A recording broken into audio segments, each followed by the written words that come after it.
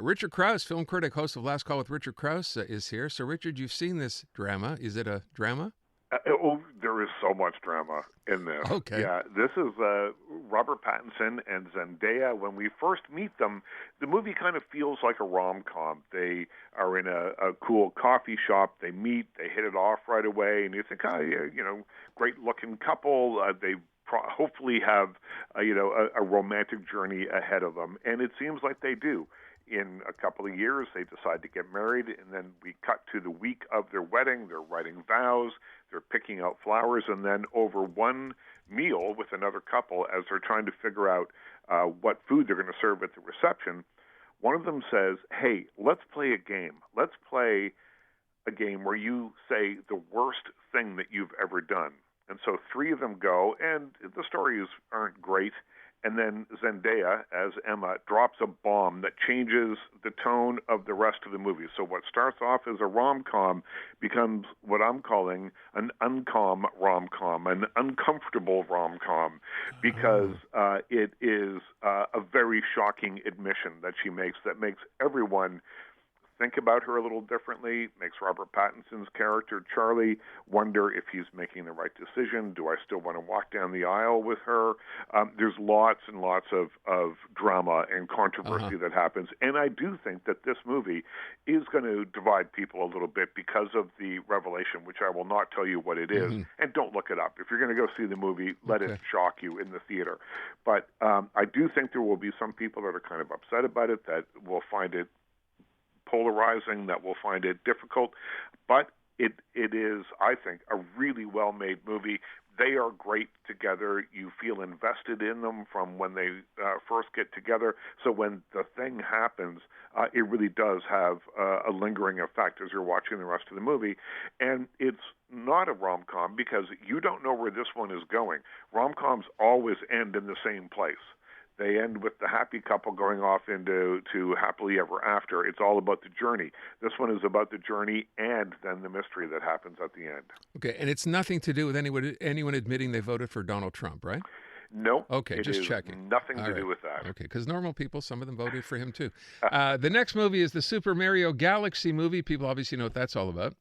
Yeah, this is a sequel to the $1.3 billion grossing Mario Brothers movie of a couple of years ago. I imagine this one will do equally as well. And essentially, it's the same kind of movie. It's big, it's loud, it's got the pedal to the metal from the very opening scene. The animation is spectacular. It looks great.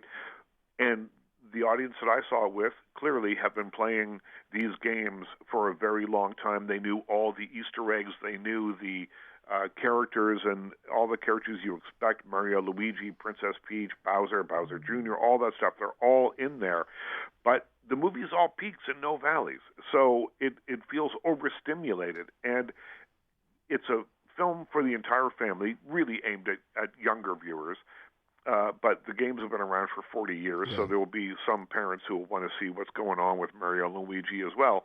But it doesn't have enough of a story to make any kind of emotional contact with it. And people have been playing this game for so long, these games, and they love those characters. And I just wish that the movie loved them as much as the audience will. Oh.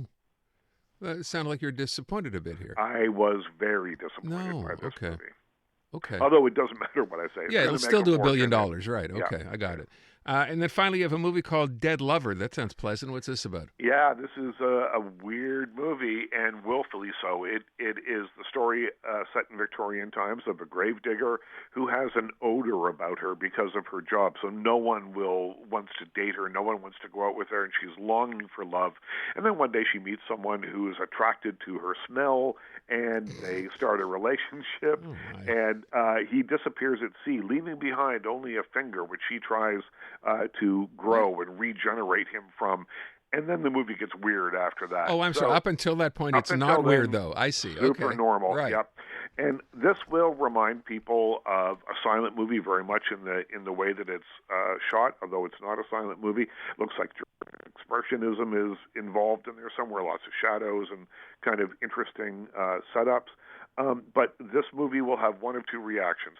Some will find it magical and fearless, and the other half will hate it. And there's nothing in between. There will be no people walking out of that theater going, "I was just okay." No, it is either love or hate and nothing else. Well, that's actually pretty good then, I guess, right? If you have a reaction on either side of that. I am sure that's what the filmmakers are going for, yeah. So fun for the whole family or hate for the whole family, either way. As far as what's going on streaming-wise, because that's it for theatrical releases this week, what are you checking out? What do you like? I like a show called Rooster that's on right now with Steve Carell. And, this is the kind of sitcom I think that we've been waiting for Steve Carell to make for some time, ever since The Office went off the air. He plays an author whose daughter teaches at a very fancy school in New England. He goes to do a speech, and as he's there, her marriage falls apart and all sorts of other things start to happen. So they offer him a job as sort of the author in residence, so he decides to take it. And it's all about how him being there affects the students and, of course, his daughter. And it's funny and it's smart. Steve Carell is doing all the Steve Carell-y things that we want him to do. And it's got a great cast. It includes Danielle Deadwyler and John C. McGinley. And look him up, because you will recognize his face immediately, because he's been in everything from Point Break to Wall Street to Platoon, The Rock. But he's very funny in this as the dean of the school. Okay, so Steve Carell, for all the Steve Carell fans.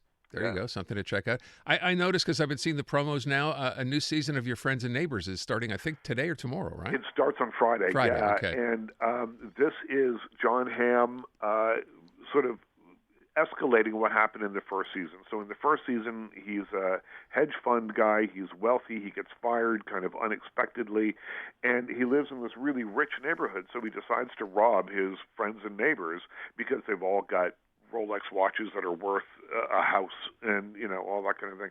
So, and he knows where they all live. He knows their schedule. So he takes up a life of crime. This one escalates a little bit in the second season, but there's more. There's more characters. James Marsden comes in, and he's kind of an agent of chaos that changes everything for him. So it should be a good season. By the way, I know last time we spoke, I said to you, so far it's been pretty disappointing watching Scarpetta. Has it gotten any better? Yep. I have not continued with it. Ooh. I have not jumped back in. I watched the first 3 or 4 of them, and I felt that was enough. Okay. What is great, though? If you're loving The Pit, Netflix has ER, old school network television with Noah Wyle and George Clooney and Juliana Margulies, and we are binging those, and they are really great.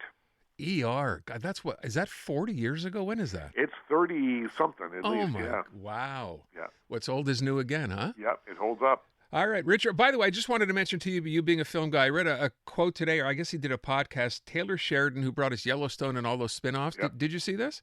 I know. He came out and said today when he gets involved in a project, he does stuff in the project that he knows will purposely upset people in the business. Well, he has made his career as being kind of a disruptor, and I get that. And, listen, if he wants to upset people in the business and be a disruptor and be that successful, great. Yeah. If he wasn't successful, we wouldn't be story. Talking about Absolutely. Which kind of begs the question, is there another season of Landman coming up soon? Because I want to see more. I'm sure there will be. All right.